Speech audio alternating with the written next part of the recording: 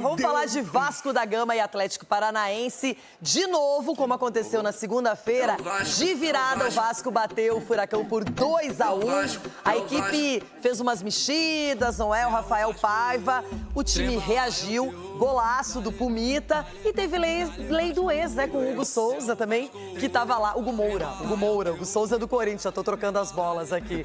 Então vamos mostrar o que aconteceu nesse jogo e o Vasco vai com vantagem pro jogo de volta lá em Curitiba.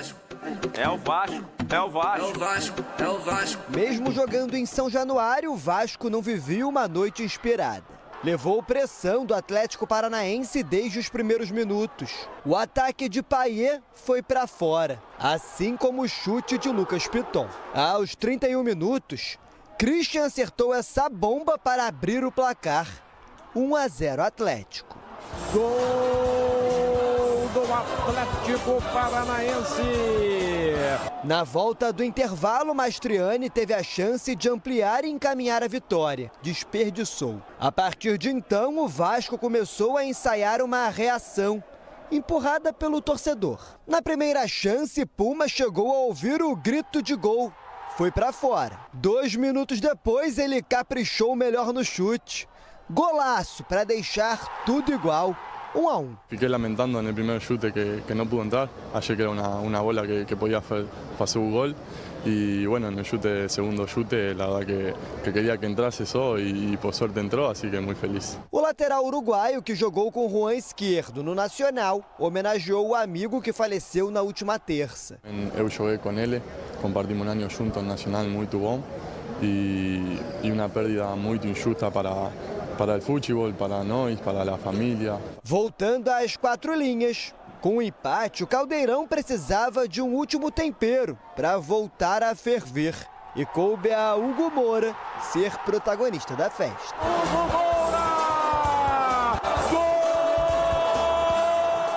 Já nos acréscimos, João Vitor e Diório se desentenderam e levaram cartão vermelho. Com a virada nos últimos minutos, o Vasco vai para Curitiba precisando de um empate para avançar na Copa do Brasil. A equipe carioca não joga a semifinal da competição desde 2011, quando eliminou o próprio Atlético Paranaense nas quartas de final e foi campeão da Copa do Brasil. Para mim o jogo está muito aberto, a gente tem que estar extremamente concentrado. É uma vantagem que é a mínima possível, né? A gente tem consciência disso. A partida de volta está marcada para o dia 11 de setembro, na Arena da Baixada. Para o Atlético Paranaense, apenas uma vitória com 2 gols de vantagem interessa. O resultado simples leva a decisão para os pênaltis. Eu sei que dói, sei que não é a primeira vez, já me vão ir falando vocês, de que não é a primeira vez que recebemos um gol no final do jogo, a gente está ciente disso, mas o foco total agora está em levantar a moral do grupo e a gente lá em casa vai brigar com tudo para conseguir passar às semifinais. Bom, o jogo terminou quente, teve expulsão para os dois lados, mas outra vez o Vasco começa mal, tem um primeiro tempo ruim e depois na segunda etapa, acho que principalmente ali quando o Esforça entra no time, deu pelo menos uma outra dinâmica. Ontem não foi um jogo bom do Payet, mas o Vasco tem mostrado alternativas. E o Paiva até comentou sobre isso na coletiva, que ele tem jogadores diferentes e todos estão preparados para qualquer circunstância. E o Hugo define esse placar, fazendo essa lei do ex, e ele que já teve gol anulado na segunda-feira, aquela coisa toda. Mas enfim, 2-1 é uma boa vantagem para o jogo de volta para o Vasco. É uma boa vantagem, um cenário diferente, porque jogar no sintético não é fácil, é um jogo bem complicado para o Vasco. Óbvio que você ganhando e levando a vantagem te dá um pouco mais de tranquilidade. O cenário foi muito parecido com o jogo de segunda-feira, né? O Vasco pecando muito no comecinho do jogo, acho que sente o nervosismo. O torcedor acho que tem uma parte de culpa nesse comportamento dos jogadores. Eu falei na segunda-feira e não muda a minha opinião. Oscila muito o torcedor do Vasco dentro da própria partida em relação ao apoio, né? Ao contrário do que acontece, por exemplo, aqui com a torcida do Corinthians. O Corinthians, mesmo jogando mal, o torcedor está apoiando durante o tempo todo. Aí, no final, o torcedor começa a cobrar os jogadores. Acho que o Vasco, o torcedor vascaíno, poderia fazer dessa forma, mas no finalzinho do jogo, principalmente no segundo tempo, o Vasco melhora a sua postura e consegue a vitória. Do lado do Furacão, fica de novo aquele gostinho amargo de tomar um gol nos acréscimos. Já aconteceu em jogos jogos, como, por exemplo, contra o Inter, contra o Flamengo, contra o Botafogo, contra o Corinthians, e cometeu de novo esse mesmo erro agora, outra vez, diante do Vasco da Gama, só que na Copa do Brasil. Então, a gente sabe que são duas equipes que hoje passam por um momento tranquilo, não estão sofrendo. O Vasco já reagiu na tabela do Brasileirão. Tem tudo para ser um grande confronto. Ainda acho que está em aberto, apesar de que qualquer empate é do Vasco. Eu concordo com você, mas acho que esse fato do campo sintético, o Vasco não está acostumado, acho que o Vasco vai sofrer bastante. Porque é o Vasco que vai subindo, claro, na tabela de classificação do Campeonato Brasileiro e com vantagem agora também, Cícero, para conseguir uma vaga na semifinal da Copa do Brasil. Boa sexta-feira aí para você, Cícero. Obrigado para vocês também nos estúdios, Bruno, Maris, Mário Marra e fã de esporte, especialmente torcedor Cruz Maltino. A torcida do Vasco canta em todos os jogos. O Vasco é o time da virada, o Vasco é o time do amor. E em 4 dias aconteceram 2 viradas, estava perdendo de 1-0, virou para 2-1 em cima do mesmo adversário, justamente o Atlético Paranaense. O Vasco está buscando chegar à semifinal da Copa do Brasil, o que não acontece desde 2011, quando foi campeão lá em Curitiba, só que contra o grande rival do Atlético Paranaense, o Coritiba. O Vasco teve aí o seu primeiro gol marcado por Pumita Rodrigues, que jogou com a inscrição nas costas esquerdo. Em homenagem ao seu grande amigo, eles jogaram juntos no Nacional de Montevidéu e ele fez esse gol muito emocionado e dedicou ao esquerdo falecido recentemente, lamentavelmente, no Morumbi, nesse jogo que o time dele jogou contra o São Paulo. Depois, o Hugo Moura fez aos 48 minutos do segundo tempo o gol da virada. Não comemorou, porque jogou justamente antes de vir para o Vasco, no Atlético Paranaense. Hugo Moura foi considerado o melhor jogador em campo, realmente está jogando muito bem.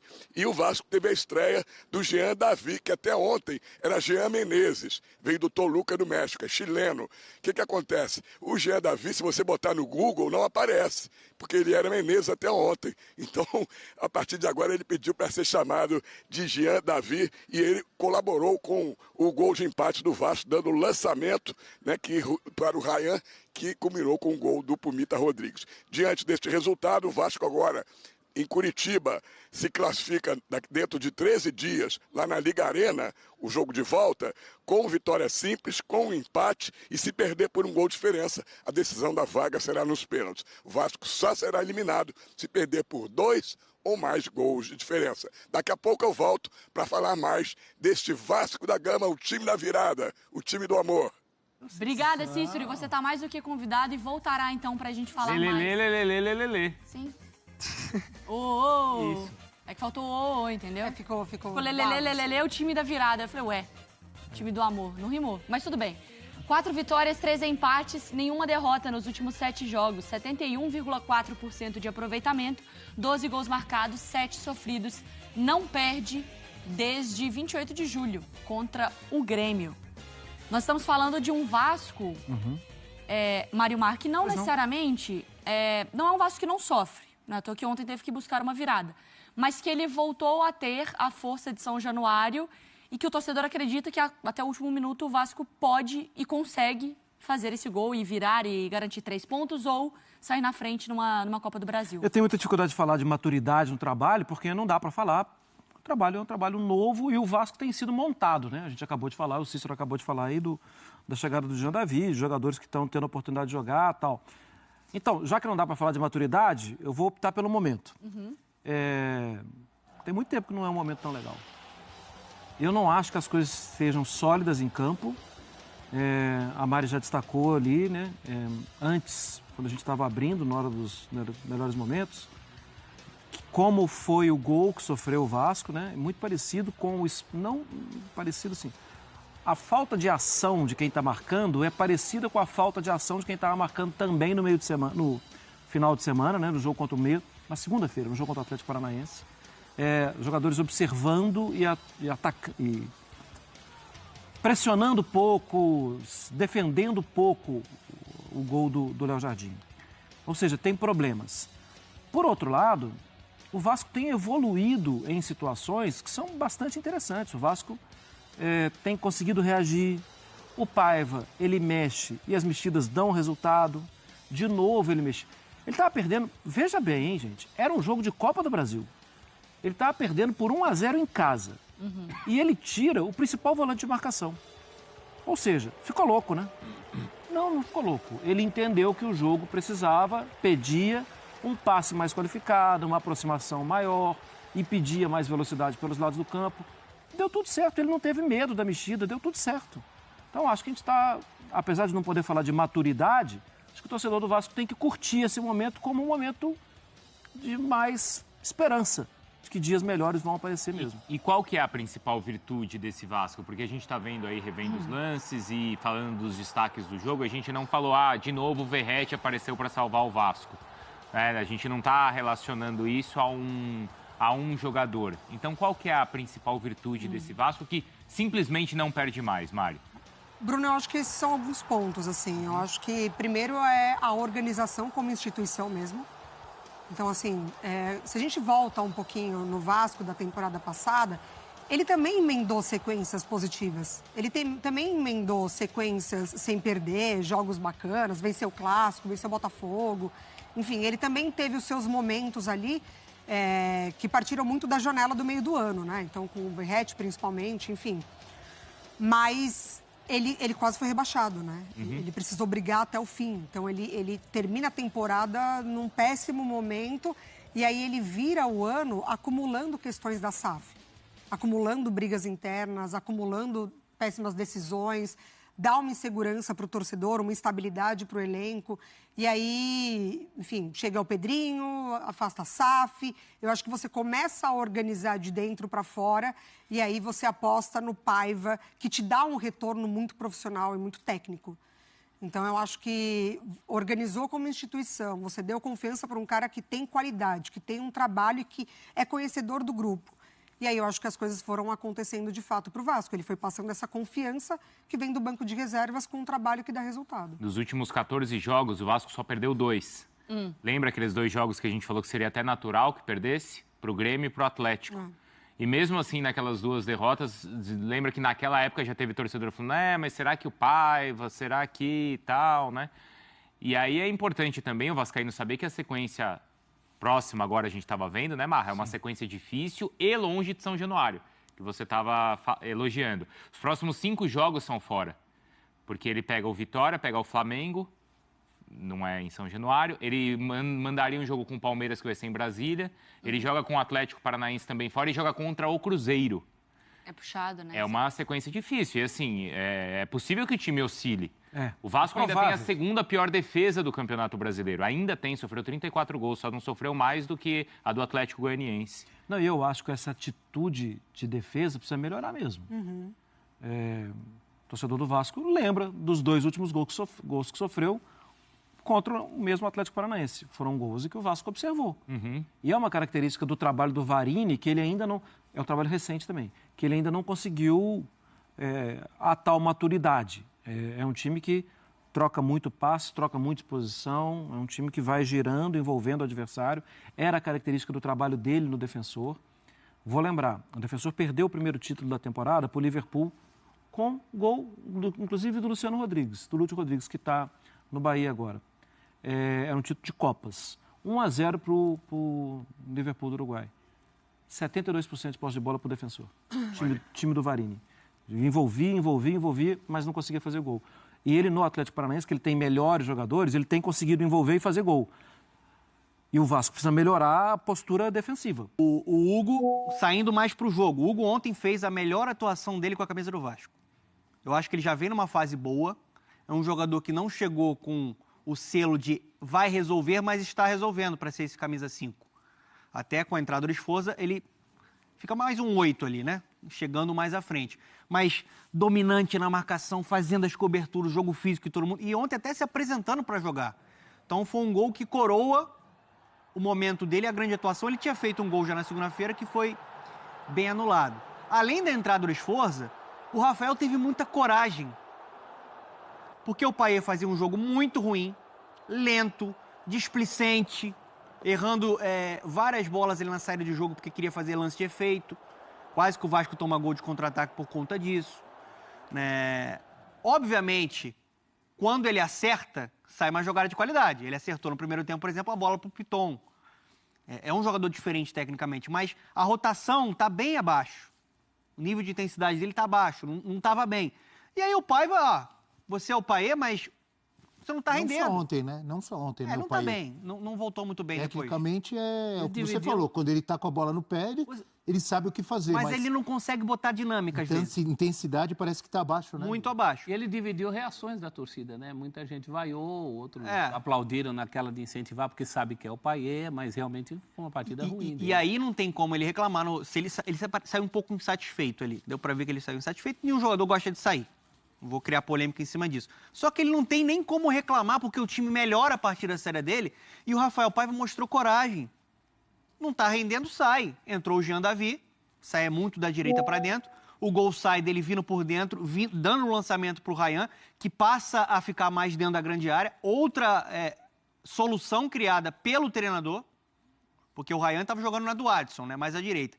Ele passa o Ryan mais para jogar por dentro ali junto com o Verratti. O Verratti ontem estava muito bem marcado e o time não estava conseguindo criar para o Verratti. Então gera mais um cara para a zaga do Atlético Paranaense ficar preocupado dentro da grande área. O gol sai assim, o Eugênio falou muito bem. E dá liberdade para o Pumita.